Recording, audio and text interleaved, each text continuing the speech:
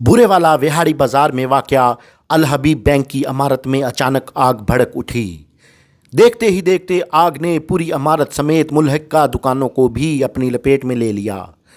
आग लगने के बाइस बैंक के अमला ने दौड़ें लगा दी और बाहर निकलकर अपनी जानें बचाईं। रेस्क्यू 1112 के अमला ने मौका पर पहुंचकर आग पर काबू पाने की कोशिश शुरू कर दी है, जबकि आग लगने की वजह ताहाल मालूम ना हो सकी। इस मौका पर एसडीपीओ बुरेवाला अजहर हुसैन खान और असिस्टेंट कमिश्नर बुरेवाला अब्दुल बासत सदीकी ने मौका पर पहुंचकर इंचार्ज रेस्क्यू बुरेवाला अब्दुल जब्बार से हालात दरियाफ्त किए। अब्दुल जब्बार ने अपनी ब्रीफिंग में बताया कि आग बड़ी शदीद नवीयत की थी, मगर 1112 के जवानों ने इस पर काबू पा लिया है। अब कूलिंग का अमल शुरू हो चुका है। मोहसन मुगल, मुगल न्यूज़, बुरेवाला।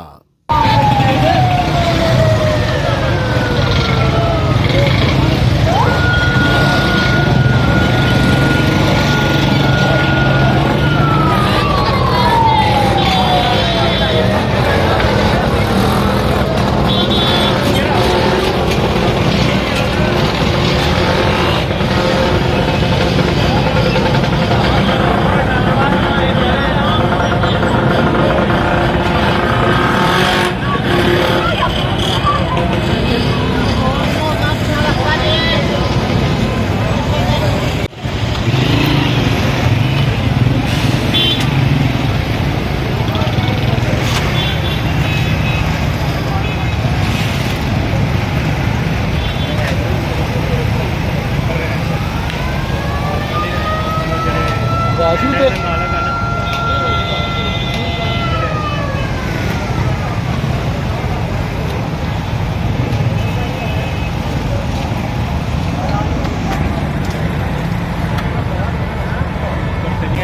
खाली करके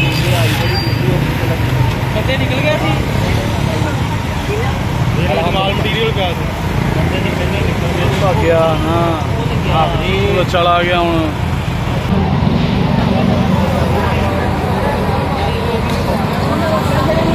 ਪ੍ਰੈਸ਼ਰ ਇਸ ਗੱਡੀ ਦਾ ਹੋਣਾ ਹੀ ਨਹੀਂ। ਇਹ ਪੈ ਪੜਾ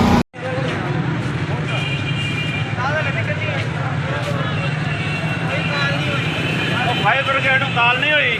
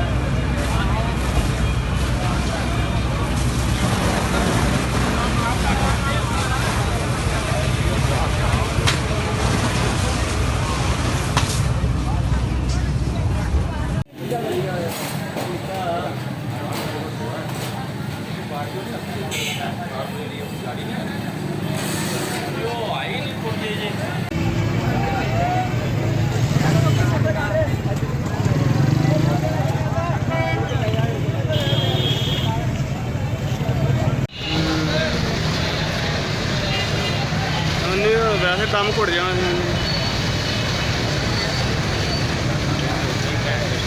ਇਹ ਤਾਂ ਅੱਗੇ ਨਾਲੋਂ ਬਹੁਤੀ ਹੋ ਰਹੀ ਹੈ।